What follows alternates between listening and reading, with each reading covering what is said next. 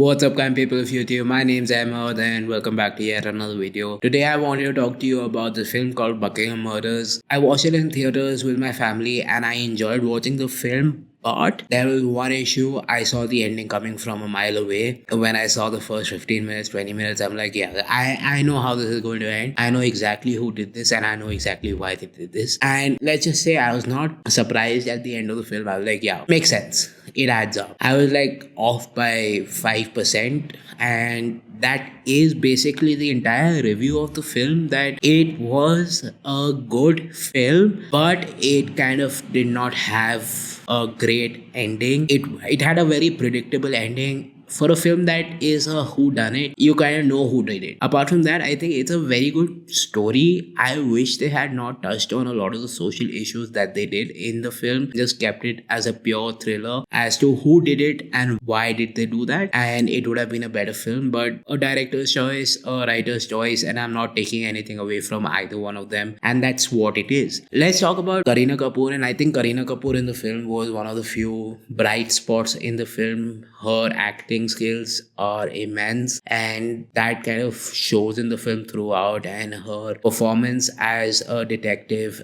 who's dealing with personal grief while solving the crime because it's very close to home is something that I can get behind, because her portrayal of a character, props to Kareena Kapoor for portraying it really well. And another thing that I really liked about the film was how they were able to show a lot of the film's pain and exhaustion and problems of a cop trying to solve a crime was actually shown, and the kind of issues a female cop has to go through, be it in any country, has been shown really well. There were a few things that I did not enjoy in the film. Firstly, the plot is a little too convoluted. It had too many moving parts to it. Like, you were following Kareena Kapoor's character, but there were also a lot of the side characters that were important to the story, which I understand. When you are writing a thriller, you need to have more than one character, as to you can figure out how it is happening, what the issue is, and how are you going to solve the crime. But having too many moving parts kind of takes away from the experience of a good thriller. Like, if you look at great thrillers, they don't bother you with too many characters, they don't bother you with too many finger pointing moments where, oh, maybe he did it, or maybe he did it. Look at what Agatha Christie does in her books. Like, you have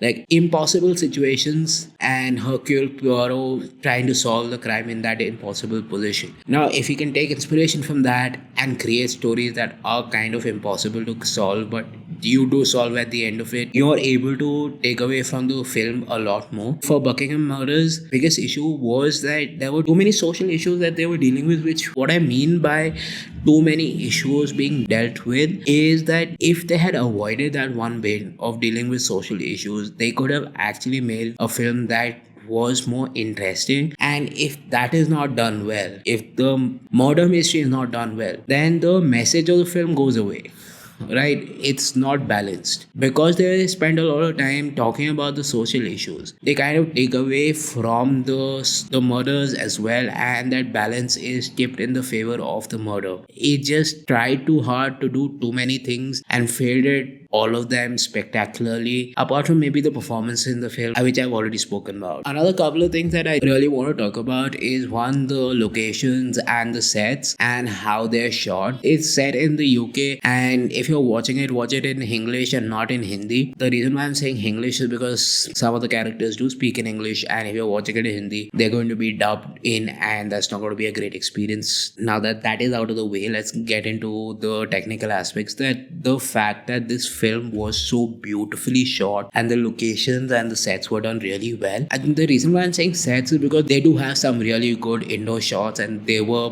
propped up really well and added to the experience of the film. Another thing that I really want to point out is Chef Braz. Ranveer Brar is in the film, and his portrayal in the film is done really well. His performance is also really good. He comes across as a better actor than I would have assumed that he was. Overall, what are my views on the film? It could have been better, and I wish it was, because it does not meet my expectations. Peace. That's been my review of the film, and I will see you in the next one really soon.